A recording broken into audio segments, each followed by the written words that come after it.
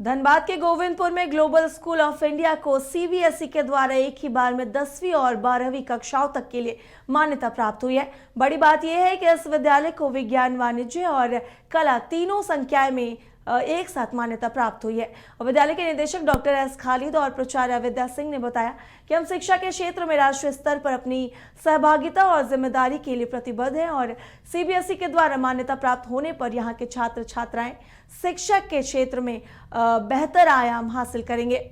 आपको बता दें कि इस विद्यालय में विकसित प्रयोगशालाएं, library, music lab, dance room, auditorium, games के साथ साथ इंडोर गेम्स, ऑडियो विजुअल पुस्तकालय, ऑडियो विजुअल क्लास, सुरक्षित वातावरण, शिक्षकों का मित्रवत व्यवहार और तमाम अन्य सुविधाएं बच्चों को बेहद कम ही फीस में मुहैया कराई जाती है।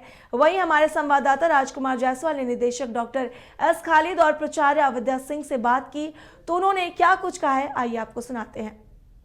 कहता है आसमां में सुराख नहीं हो सकता, एक पत्थर तो तबीयत से उछालो यारो। महज यह एक पंक्ति नहीं है, बल्कि जीवन को सफल करने का मूल मंत्र है।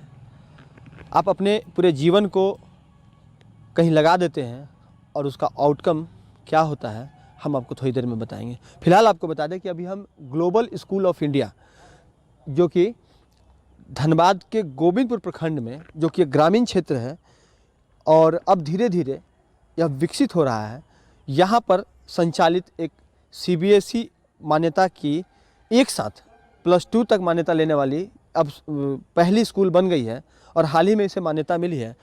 यहाँ के निदेशक प्रोफेसर एस खालिद हमारे साथ हमसे बात करते हैं।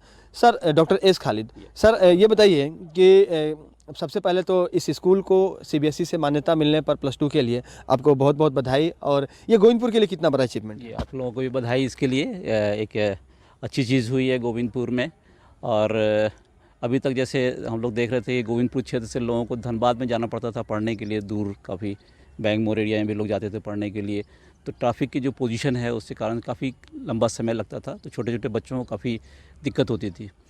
और अब जब यहाँ पर एक हाई क्वालिटी का स्कूल बन गया है तो हम नहीं समझते हैं कि किसी को कहीं दूर जाने की ज़रूरत है, और काफ़ी कम समय में इस स्कूल ने ये स्थापित भी किया है। जो अभी तक जो रिज़ल्ट्स आए हैं उसमें सीबीएसई में काफ़ी अच्छे मार्क्स 97-98% मार्क्स तक भी यहाँ के इस स्कूल से पढ़े हुए कितने बच्चे ऐसे हैं जो आज बेहतर मुकाम हासिल कर चुके हैं? कुछ डाटा अगर बता सकें। कई बच्चे हैं जिनका एडमिशन मेडिकल कॉलेज में हुआ है। अब सोचिए गोविंदपुर का बच्चा, उसका धनबाद मेडिकल कॉलेज में एडमिशन अगर हो जा रहा है तो कितना आसान हो गया। धनबाद में पढ़ा, गोविंदपुर में पढ़ा और गोविंदपुर से बिल्कुल करीब के मेडिकल कॉलेज में उसका एडमिशन हो गया।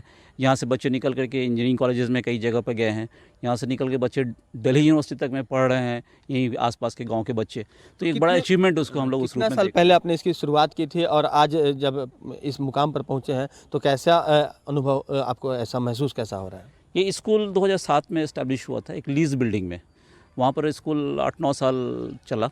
उसके बाद अपनी ज़मीन स्कूल की हुई और इस ज़मीन में ये बिल्डिंग धीरे धीरे बनी और फिर यहाँ पे शिफ्ट हुआ।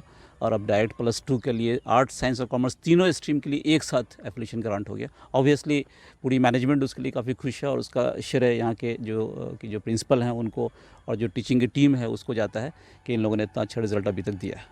बिल्कुल, तो हमारे साथ स्कूल की प्राचार्य विद्या सिंह हैं, उनसे भी बात करते हैं। मैम, सबसे पहले तो आपकी पूरी टीम को बधाई। ये बताइए मैम कि बच्चों को शिक्षा के साथ साथ आप लोग और क्या क्या उपलब्ध करा रहे हैं? बच्चों को उनकी क्षमता, उनकी जो योग्यता है, वो चाहे वो चित्रकारी में हो, वो खेल में हो, वो लेखनी के क्षेत्र में हो, उनको हम उनको तराशते हैं, उनका मेरिट देखते हैं कि उनके अंदर क्या है।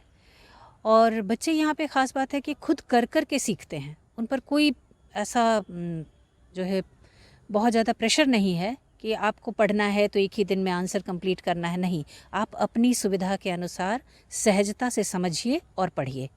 और उनकी जो कुशलता है, जैसे कोई शिल्पकारी में बहुत कुशल है, चित्रकारी में बहुत कुशल है, नृत्य में बहुत कुशल है, वाचन कौशल में बहुत कुशल है, तो उनको शिक्षक बखूबी निखार रहे हैं। छोटे बच्चे अमूमन ऐसा देखने को मिलता है कि बच्चे पढ़ना नहीं चाहते हैं, तो पढ़ाई में उनका मन लगे, इसके लिए कौन सा ट्रिक अपनाते हैं यहाँ के स्टूडेंट शिक्षक जो हैं? खेल खेल कर पढ़ना।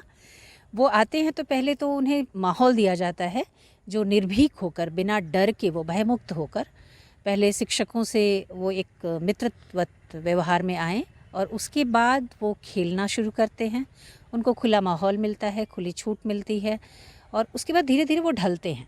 उनको तुरंत पहली बार ही नहीं है कि कलम पकड़ा दिया गया और लिखना शुरू करें, नहीं। चित्रों के माध्यम से, टूल्स हमारे पास बहुत सारे हैं, उनके माध्यम से, मॉन्टेसरी के जितने टूल्स हैं उनको देकर उनको सिखाते हैं और फिर उनका जब रुझान बढ़ जाता है तब हम उन्हें लेखनी की तरफ बढ़ाते हैं। बिल्कुल, तो मैम बहुत बहुत धन्यवाद। मैम सबसे पहले तो हम एक चीज़ और आपको दिखा दें कि स्कूल का कैंपस देखिए, एक तो भव्य जो इसका बिल्डिंग है वो हमारे सामने है। इसके अलावा यह जो मैदान है, आप मान सकते हैं कि इसमें क्रिकेट, फुटबॉल, वॉलीबॉल, बास्केटबॉल, बच्चे किसी भी तरह के स्ट्रीम में चाहें तो वो उस खेल को यहाँ पर सीख सकते हैं और तमाम जो चीज़ें हैं यहाँ पर, झारखंड की कला संस्कृति जो है उसकी भी छाप आप यहाँ पर देख सकते हैं। तो कहीं ना कहीं धनबाद के गोविंदपुर जैसे जगह पर इस तरह के स्कूलों का होना और सीबीएसई से मान्यता प्राप्त कर लेना कहीं ना कहीं अपने आप में एक बड़ी उपलब्धि है। और आने वाले जो समय होगा उस समय इस स्कूल के जो बच्चे हैं वो कई एडमिनिस्ट्रेटिव सर्विस में, कहीं आईपीएस होंगे, कहीं आईआरएस होंगे, तो आईएफएस भी हो सकते हैं। तो इन जगहों पर जब यहाँ के बच्चे दिखेंगे तो वह जो वक्त होगा गोविंदपुर के लिए और भी अधिक गौरवमयी होगा।